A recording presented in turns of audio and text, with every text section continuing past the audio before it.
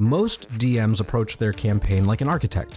They spend 40 hours a week building a stone monument of a story with every pillar and every hallway perfectly placed. But the problem with monuments is that they're super rigid, and if your players don't want to walk down that hallway, the only way to get them there is to force them. That is how railroading happens. I want you to stop being an architect and start being a conductor. Let's talk about that. When a conductor stands in front of an orchestra, stay with me here, they aren't the ones playing the instruments. They can do it. After all, why are they there if it's not for their expertise and for their artistic talent, right? They've earned their spot there. But they leave all of that showing off. They leave the art to the musicians that have trusted them to lead them. Now, in a Dungeons & Dragons game, the players have the skill. They have that chaos. They have that art and the agency. So you, as the dungeon master, are the conductor. And the conductor's only job is to feel the rhythm. Well, what does that mean? What is a rhythm in a Dungeons & Dragons game? Well, let's talk about that. This is a chart that some of you may be familiar with. It is your standard 3-act structure that you will see in pretty much most stories, whether that's film or novels. Obviously, you can break that down into sub-chapters, into sub-acts. There's a bunch of different ones, but the 3-act structure is one of the most notable ones. Now, what I want you to notice is not the plot points. What I want you to notice is to look at the shape of the story's arc. Notice how it starts low, gets high towards the end, and then suddenly drops. This up and down of the story is what makes it compelling to us. The high points of the story give us a rush. They give us adrenaline, they give us intrigue and battles, and the low points give us time to breathe, to process, to reflect. Now, the plot points that you see here are inconsequential.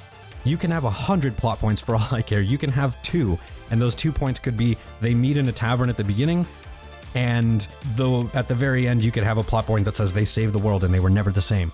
It doesn't matter. What matters is the flow from session 1 to session 1001 or 10,001. It doesn't matter. What matters is the arc. That arc, that upward trajectory and the downward trajectory, upward and downward, that arc gives the story a natural flow.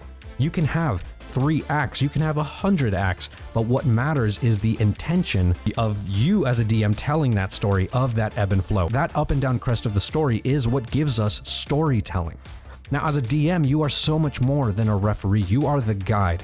You are the one that has compiled the world into a cohesive vision, and you are placing it at your players' feet. You are the one describing the narrative. You are the one describing every sensory detail, and they are leaning on you to bring that world to life for them so that they can then make informed decisions. It is no different than jumping into a video game. At least that's how I run my games. Again, if you disagree, that's up to you. That everybody can play D&D the way that they want to. But in a video game, there is a setting, there are main characters, there are bad guys, there's a conflict, there's goals, and you as the dungeon master, as you're building this world around them, you are placing the tiles under their feet with every step that they take, crafting the world beat by beat in tandem with your players. There's a reason that all of the stats and everything that we see in Dungeons & Dragons, your strength, your charisma, all of that stuff, right? All of those stats, the math, everything has been translated into video games like Skyrim, right? Like Elden Ring. Obviously, there's variations. People have iterated on what those stats should be and have made changes to the actual craft itself, but most video games can trace their origins back to this paper game. So what I want you to do is instead of thinking about the game as a plot, think about it more like a video game, and think about how you can train yourself to find that rhythm. When you catch that rhythm, you become the dungeon master, you become the game designer, the storyteller, and it doesn't matter if you plan your acts or if you wing it the session, for the entire session. Having a structure simply means that you have an idea of where you are guiding the story. So think of it more like a flowchart instead of a straight line from A to B. It's a series of waves. Each wave represents a moment of rising tension followed by a moment of release. As the conductor, you aren't trying to shoehorn your players into specific rigid boxes to hit a certain word count. You are feeling for the crest in the story. So a shopping session with lots of role-playing and bar games and dice games and gambling might not be the greatest session for a world-shattering revelation. they're not in that mindset. They're not looking to do something like that. They want to have fun this session. They made it very clear by choosing to go into shops and spend their money. So you don't need to fight against it and try to force this moment of world-shattering news into the game when they are very clearly enjoying the session that they're having. But the end of that session, well, that might be a great cliffhanger. Again, knowing when to place those high and low moments is way more important than what that moment actually is. So a crest in the story is that high point. It is that massive revelation. It's a deadly battle or a moral choice that leaves the table silent. It makes them think. It makes them guess. And you might have an idea for this massive tidal wave of a climax that comes 10 sessions from now, but as long as you are prepared to change as the story changes, you're okay. What you don't want to do is try to force your players into this novel. Instead, you are pacing with intention. Now, you might be wondering, how can you be the story structure guy that has these videos about planning Act 1, Act 2, and Act 3, and then you're also telling me to prep a session with no plot? And I get it. It sounds kind of counterintuitive, but I think it's because the acts aren't a script that you follow. They're more like milestones that are part of the flow. So Act 1 isn't the part where they find the map. You could introduce a map there, but instead try to think of it more as like the part where the tension begins to climb. And Act 3 isn't the part where the dragon dies, it's the part where the tension breaks and the world changes and things are never the same. To do this effectively, you have to stop, and I've said this in another video, stop gluing your clues to the floor. You need a system that allows you to be the conductor without losing the soul of the story, and a lot of that soul is brought by the players to the table.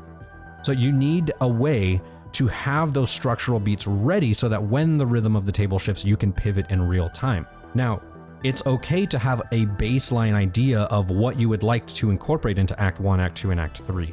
In fact, I think it's smart to know who your bad guy is going to be in Act 3, and you can't have a well-defined villain, at least I think, if you're not thinking about them ahead of time. Unless you're some sort of prodigy when it comes to creating villains and telling, narrative arcs or whatever. But the idea is that if you're gonna run a campaign, you should probably put a little bit of thought into it if you're doing homebrew. So you want to at least have a basic idea of who your bad guy is and what they're trying to achieve and what happens if your players can't stop them. Once you have that idea of what you want to happen in your story, well, then you can pivot as things change. If you know that your bad guy at the end of Act 3 wants to take the throne, and that if their rebellion isn't stopped, they will take the throne, well, then you have multiple directions for your players to go to. You have an idea, but the end product of where that idea is going has not been written in stone yet, and I think that's what's important, that you are giving your players the room to have their agency. They can choose to fight that bad guy. They can choose to end the rebellion and never let him take the throne. Boom. That's one ending. They can choose to help him take the throne because maybe he's like a Thanos and they kind of end up agreeing with him. That's a completely other ending. That's a completely new ending. They can also choose to completely ignore him and have him ascend to the throne without them ever having met him. You have 3 different directions for the story to go, but at least you know what will happen if they act and if they don't. So I guess the TLDR version of that is that Act 1 is the normal world. This is where your players are learning about their characters and the world and the problem and who stands in the way and what it is that's expected of them. And they get to know each other a little more. And then Act 2 is the rising story. Things go well, things go bad, the tension is rising, things get darker, and they might make it out, they might not. And then Act 3 is the climax. You have your big battle, all hell breaks loose. They're at their lowest, and when all hope is lost, somehow you reach the end. And that end can be whatever you want. It could be a TPK, so you have a full Rogue One moment. Or it can be a moment like at the end of Lord of the Rings when they say you bow to no man and everybody in the kingdom bends their knees. That is up to you and your players. Now, the point of all of this, I guess, to say is that if you can master the shape of the wave, it doesn't matter what your players do. And it doesn't matter how many plot points you have put in front of you.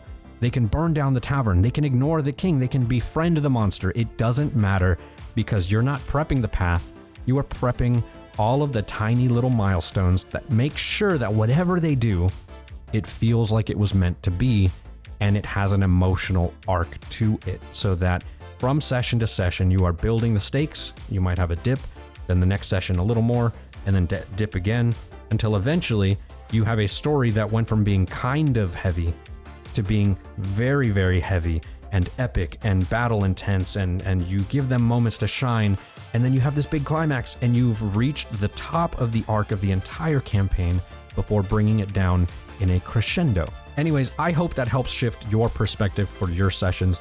I know it did for me. When I stopped plotting my games, that's when first of all, the games became much better. My players became more responsive, but beyond that, we all just started to have a lot more fun. So let me know in the comments down below if this helps you, or what you do differently to try and avoid a plot, but, you know, maybe still have some sort of a semblance of a plot, or at least an idea of where you're going. Let me know. I'm very curious. And now it's time for some quick shoutouts. Now, if you were paying attention in today's video, let me know in the comments down below with a timestamp where you saw Tobias in this video. Maybe you have a question, maybe you just have positive comments. Let me know, and you just might get shouted out in the next video. Thank you so much for watching. Forge on, my friends, and remember, just be the conductor.